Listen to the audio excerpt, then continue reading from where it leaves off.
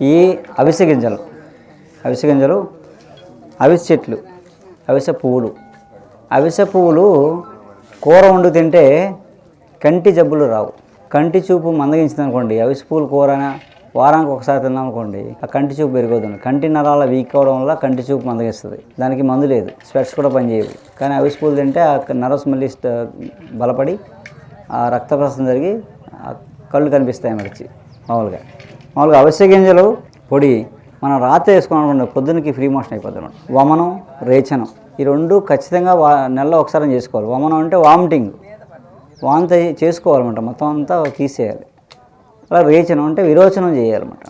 అలా నెలకు ఒక్కసారి ఈ అవిసె గింజలు, సునామిఖాకు పొడి చేసి త్రిఫల చూర్ణం ఈ 3 కలిపి ఒక ఉండ చేసేసుకున్నాం అనుకోండి, పొద్దున్నకి మోషన్స్ అన్నీ 2-3 మోషన్స్ అయితే తగ్గిపోతాయి. మామూలుగా మోషన్స్ అయితే నీరసం వచ్చేస్తాయి, కానీ ఇది వేసినప్పుడు మోషన్ అవుతుంటే మోషన్ అయ్యే కొలిది ఎనర్జీ పెరిగిపోతుంటుంది అన్నమాట.